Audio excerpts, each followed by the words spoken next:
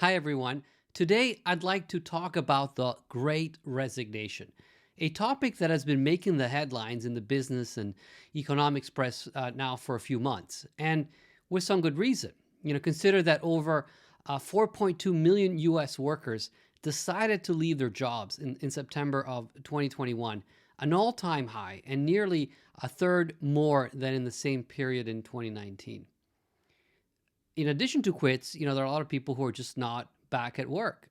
American employment remains 4 million people short of its pre-pandemic levels.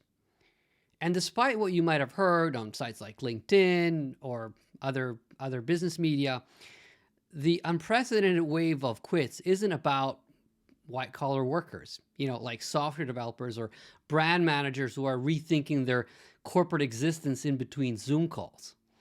Rather, it's concentrated in sectors that employ millions of frontline workers, such as hospitality and leisure, retail, and manufacturing.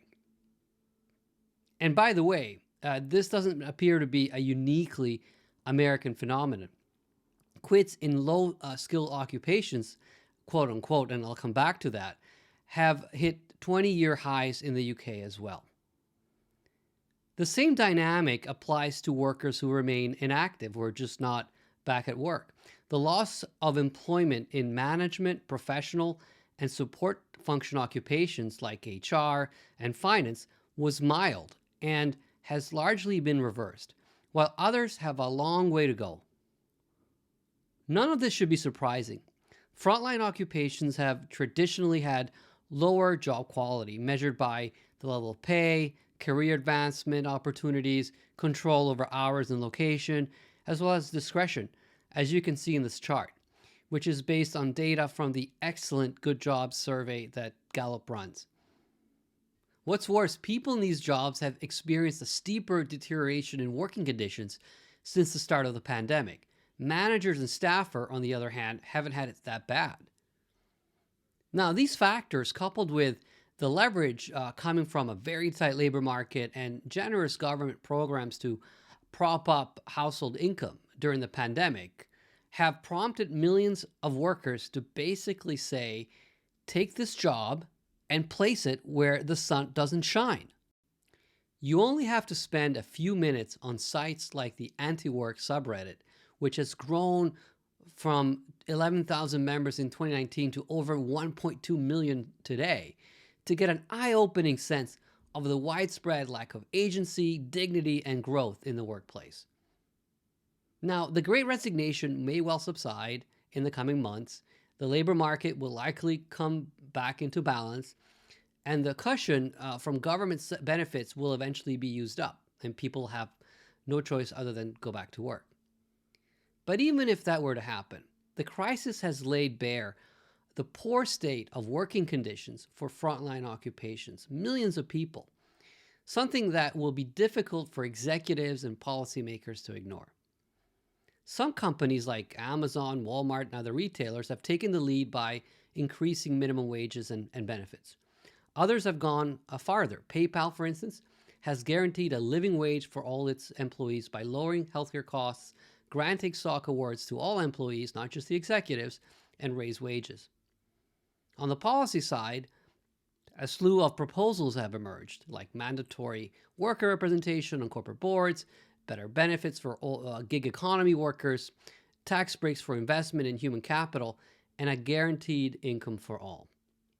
Now, some of these steps have merit, but none of them addresses what I regard as an unwarranted and damaging, kind of toxic assumption, namely that a great number of these jobs are inherently and unalterably low-skilled.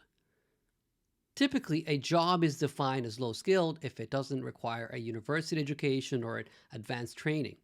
Yet, contrary to conventional wisdom, in my experience, what makes a job low-skilled is not the nature of the work it entails, right?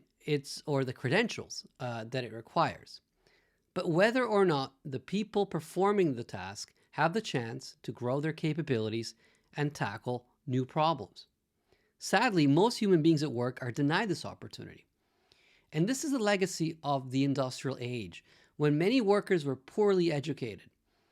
In the book called The Principles of Scientific Management, which was published in 1911, Frederick Taylor described the typical laborer as, quote, so stupid that the term percentage has no meaning to him. The solution, per Taylor, was to strip judgment from frontline jobs. Taylor's model of industrial bureaucracy institutionalized a caste system of managers and employees, the thinkers at the top and the doers at the bottom.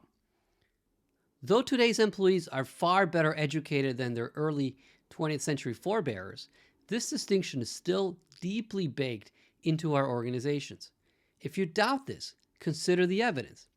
The Gallup survey I mentioned earlier found that only 1 in 5 U.S. employees strongly agreed with the statement that, quote, my opinions seem to count at work.